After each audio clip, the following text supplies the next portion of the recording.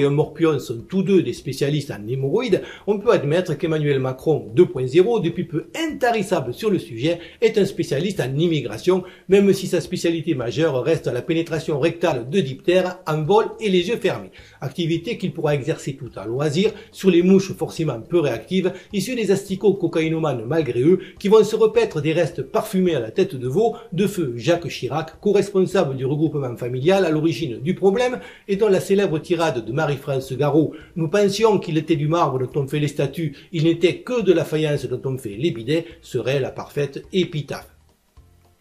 Probablement pris de remords, conscient qu'il nous coûtait un rein pour rien, le brave homme a arrêté de respirer. On attend le même sens civique de VGE, l'autre co-responsable du regroupement familial, et pourquoi pas d'Hollande et de Sarkozy. À 2 millions par tête de pipe, il n'y a pas de petites économies. À moins que cette apnée pécuniairement salvatrice ne soit l'anticipation par l'amateur de pommes du nuage de pollution pétrochimique matiné des cendres de 8000 m² de toiture amiantée, d'arsenic, et selon certaines rumeurs qui compensent le silence politique et médiatique de composés radioactifs, compte allègrement respirer une centaine de communes autour de Rouen.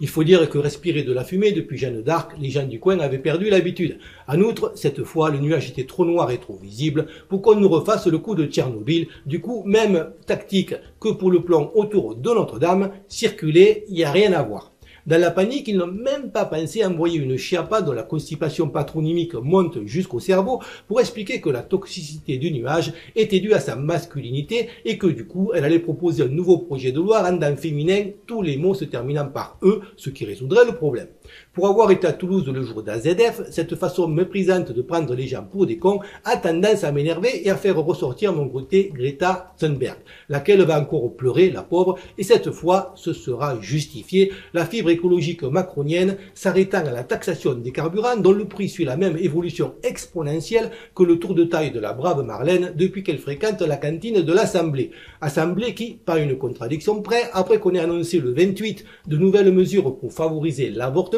vote quelques jours après, porté par une beloubet dont le minois ésotérique est incontestablement un plaidoyer efficace en faveur de l'IVG, le texte sur la PMA pour les lesbiennes, le tout bien sûr remboursé par la Sécu, ce qui revient à allumer le chauffage et la clim en même temps.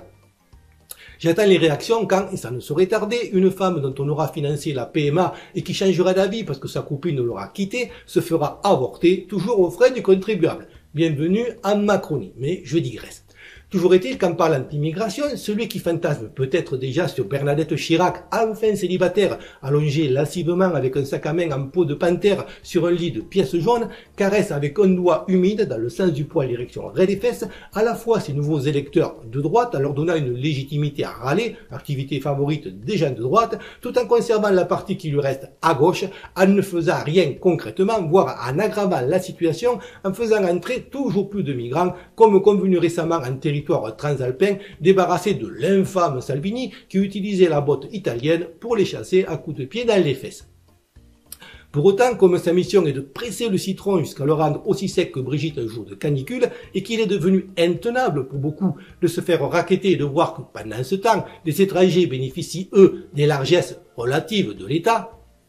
même si on est encore loin d'un homard d'Uruguayen qui serait dégusté dans des locaux loués à prix d'or à la femme de Ferrand, avec un personnel fantôme payé sur des fonds européens par Sylvie Goulard, ou encore des 105 millions d'euros gagnés par certains bénéfacteurs du candidat Macron lors de la vente d'Alstom poussée par le ministre de l'économie Macron, il est donc probable qu'on va essayer de symboliquement pomper aussi quelques sous aux immigrés installés et de raboter un peu l'AME afin, une fois qu'il sera établi que tout le monde est dans le même bateau qui coule, de pouvoir donner un tour de vie supplémentaire à l'ensemble de la population sans risque d'une émeute sociale puisque, cerise sur le clafoutis,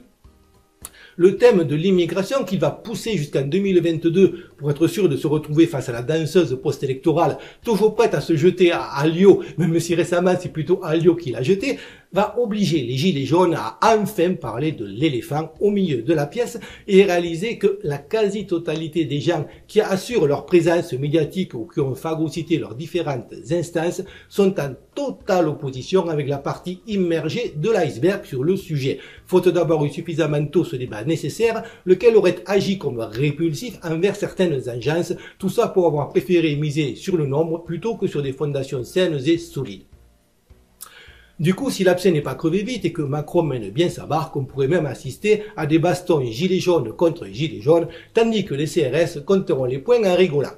La question que pose l'immigration est en réalité, a-t-on le droit de raisonner en termes de masse et de flux au lieu d'individus et de classer hiérarchiquement les gens en fonction de critères d'appartenance, d'allégeance, d'intelligence, de comportement, de bagage culturel, de capacité, de compétences, afin de décider qui peut venir et rester? Inutile de dire que le concept est reçu comme un représentant terraillon sur les paliers de clerc aux petits par tous ceux qui pensent qu'un homme et une femme c'est pareil, que tout le monde a droit à une médaille en chocolat pour avoir participé, que nous sommes tous interchangeables et qui confondent l'égalité du citoyen en tant que tel avec celle dénuée de sens de l'individu. Généralement, le gauchiste dévie le problème, comme Besancenot que, suite à un clic malheureux de souris, j'ai écouté récemment, prétendant qu'aucun de nos problèmes ne découle d'eux, ni ne sera réglé par l'immigration, et qu'il faut se focaliser sur la lutte contre la finance, qui se garde bien toutefois de qualifier de cosmopolite. Outre que l'immigration est l'un des principaux outils de la dite finance et que l'âme privée aurait forcément un impact sur sa capacité à nuire, ce discours revient à dire que quand on a une blénorragie, ça ne sert à rien de lutter contre les morpions, même si ça gratte. Se débarrasser des problèmes spécifiques à l'immigration, même en admettant qu'ils ne sont pas vitaux, ce que pour ma part je conteste, serait déjà un soulagement. D'autant que, comme l'a fait remarquer Zemmour dans son récent discours décrié, mais pas pour la bonne raison, à savoir qu'il ramène abusivement l'immigration au seul islam, la dite immigration, qu'elle en soit ou non la cause, aggrave tous les problèmes. Éducation, logement, santé, insécurité, etc. En fait, le terme réducteur d'immigration, comme la plupart des termes utilisés pour mettre des débats sur la table, est une manipulation qui ne permet pas de poser les bons postulats sans lesquels toutes les discussions s'enlisent. C'est un peu comme condamner la langue pour les gros mots ou ramener les rapports sexuels à une question de va-et-vient. Tout dépend, entre autres, de la nature de ce qui rentre, les goûts de Macron n'étant pas universels, de l'orifice utilisé, si c'est consenti ou non, et du nombre de MST que ça transmet. On peut aussi voir ça comme un tube d'essai alchimie. Avant de mélanger n'importe quoi, il est primordial de savoir ce qu'on a dans le tube. Selon De Gaulle, un peuple européen de race blanche, de culture grecque et latine et de religion chrétienne, et de savoir ce qu'on y met. Sinon, ça risque de faire boum, comme dans le cerveau de Chiappa quand c'est quelqu'un d'une communauté opprimée qui commet un féminicide sur une blanche privilégiée. L'immigration en soi n'est donc ni un problème, ni une obligation, et encore moins un phénomène inéluctable comme la pluie ou le vent. C'est un choix. Sinon, il faut l'appeler invasion. Et ce choix a des conséquences, à commencer par l'impossibilité, lorsqu'on est trop différent et divisé, de faire corps en tant que communauté nationale face aux dangers qui nous menacent.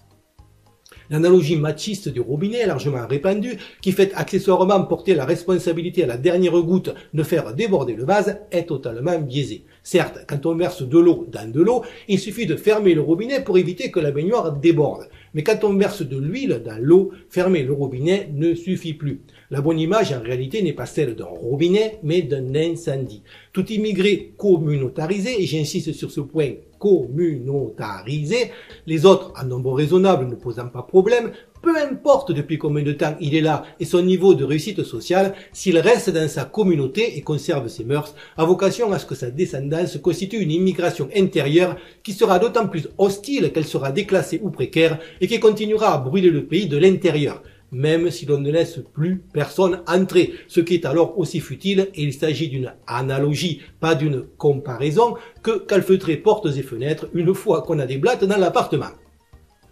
Cette immigration intérieure, jamais comptée dans les statistiques et qui parfois, pour de bonnes raisons, est ce qu'elle croit être la France mais qui n'est que la République, est d'autant plus pernicieuse que ses membres sont paradoxalement totalement inadaptés à la vie dans le pays d'origine qu'ils idolâtrent de leurs parents ou de leurs grands voire arrière-grands-parents, pays qui, Israël mis à part, n'ont aucune envie par ailleurs de les récupérer si l'envie nous prenait de les y renvoyer. Pourtant, le problème principal est ailleurs, à savoir le nombre hallucinant d'autochtones intoxiqués par la propagande au point qu'ils seraient prêts à prendre les armes pour lutter contre leur propre peuple et pour sa mise en minorité par l'invasion migratoire.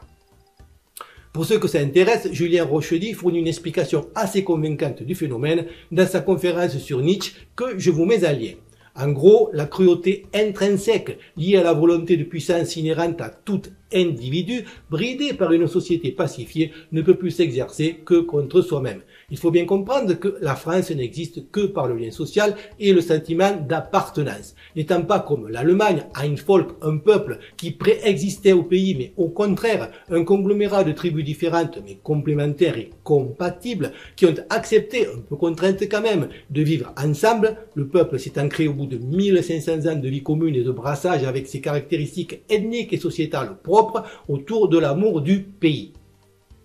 Si cette envie de vivre ensemble parmi les siens disparaît, qu'il n'y a plus de sentiment d'appartenance et donc de lien social, la France est morte et nous avec. Les migrants n'étant plus alors que le dernier clou sur le couvercle du cercueil, et on finit par se demander ce que l'on défend au juste quand son propre pays est peuplé de droits de l'homiste à la vue courte, lesquels factuellement ne valent pas mieux que les 10 migrants qu'ils aiment tant et qui eux au moins ont une logique que l'on peut comprendre. Par le passé, éliminer physiquement une part importante de la population d'un pays devenu idéologiquement incompatible avec l'autre partie et menaçant la survie de l'ensemble était une option comme une autre, la survie prévalant encore sur les valeurs. Personne n'ose le dire, mais c'est hélas la seule option efficace validée par l'histoire. Aucun bulletin de vote, pour qui que ce soit, même avec de longs cheveux blonds et de jolies jambes, n'étant en mesure de résoudre le problème, la démocratie n'étant pas adaptée aux égoïstes et aux suicidaires, et nécessitant pour fonctionner un peuple instruit et non pas éduqué. D'autant qu'on a trop attendu, abusé par une civilisation du virtuel qui permet de nier la réalité, interdisant même d'évoquer ce genre d'amputation haineuse, et que, sauf cataclysme qui obligera à l'action ou homme courageux qui y appellera du fond de sa prison, la gangrène va inexorablement évoluer et que le malade mourra, tel la grenouille dans sa casserole d'eau tiède, en regardant Netflix et Hanouna. C'est juste dommage pour tous ceux qui, au cours des siècles, ont donné leur vie pour cette idée de France, ringarde et renfermée sur elle-même, telle que la voix de nos médias et politiciens, Macron pourtant censé la protéger, en tête. Comme d'habitude, je n'ai pas la prétention de détenir la vérité, juste, tant qu'on me laisse faire, de susciter la réflexion par un discours honnête, logique et argumenté, sans auto-censure. Je ne filtre aucun commentaire et cette chaîne, par principe, n'est pas monétisée et ne fait pas appel aux dons. Si vous voulez me soutenir, faites-le en likant, commentant et pour les plus courageux en partageant mes vidéos afin de toucher un plus large public en espérant que ça puisse contribuer à faire avancer les choses. Merci encore à tous pour votre fidélité et vos encouragements et à bientôt. J'espère.